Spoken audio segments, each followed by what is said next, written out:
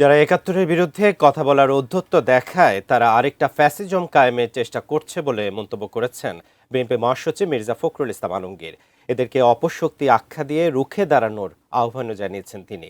আরও বলেছেন, এবারে নির্বাচনে জনগণের মন জয় করতে হবে। এদিকে বিএনপির আরেক নেতা আমির খসরু মাহমুদ চৌধুরী বলেছেন, নির্বাচনের মাধ্যমে গণতন্ত্র ফিরিয়ে আনতে হবে। বৃহস্পতিবার সকালে রাজধানী খামারবাড়িতে কৃষিবিদ ইনস্টিটিউশন মিলনায়তনে বিএনপির দেশ গড়ার পরিকল্পনা শীর্ষক কর্মসূচির পঞ্চম দিনের আয়োজনে আমন্ত্রিত বিএনপির কেন্দ্রীয় নেতারা। অনুষ্ঠানে সভাপতিত্ব করেন দলের সিনিয়র যুগ্ম মহাসচিব রুহুল কবির রিজভী। মহিষী নারী বেগম রোকেয়াকে নিয়ে রাজশাহী বিশ্ববিদ্যালয়ের এক শিক্ষকের মন্তব্যের প্রতি ঘৃণা ও প্রতিবাদ জানিয়ে বলেন, একজন শিক্ষকের এ ধরনের মানসিকতা সমাজে কালো অপশক্তির উত্থানের ইঙ্গিত দেয়।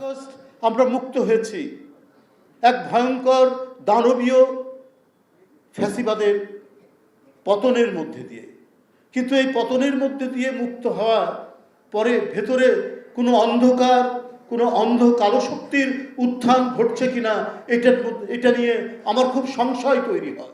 রুহুল কবির রিজভির কথা সূত্র ধরে অনুষ্ঠানের উদ্বোধনী বক্তব্যে দলের মহাসচিব মির্জা ফখরুল ইসলাম আলমগীর বলেন, অপশক্তি ঔদ্ধত্য দেখাচ্ছে 1971 নিয়ে কথা বলার। বাংলাদেশের অস্তিত্বের সাথে জড়িত মহান মুক্তিযুদ্ধ, আর বিএনপি মুক্তিযুদ্ধের দল।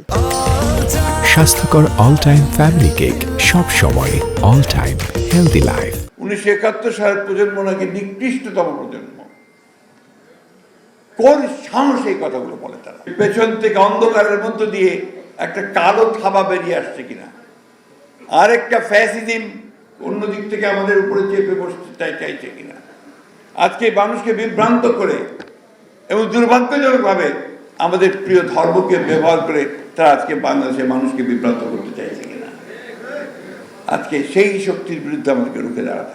বিএনপি মহাসচিব মির্জা ফখরুল ইসলাম আলমগীর বলেন, এবারে নির্বাচন আওয়ামী আমলের নির্বাচন নয়, এবার ভোট হবে নিরপেক্ষ।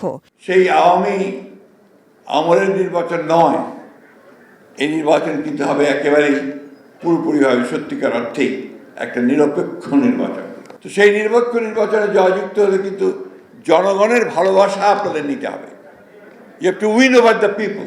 বিএনপির বিরুদ্ধে নানা ষড়যন্ত্র হচ্ছে অভিযোগ করে মহাসচিব বলেন, মনোনয়ন নিয়ে মাথা না ঘামিয়ে দলের বিজয় নিয়ে কাজ করতে হবে। এই লড়াইটা কিন্তু সবচেয়ে গুরুত্বপূর্ণ লড়াই, এই লড়াই সবচেয়ে কঠিন লড়াই, যে কথা আমার নেতাও বলেছেন।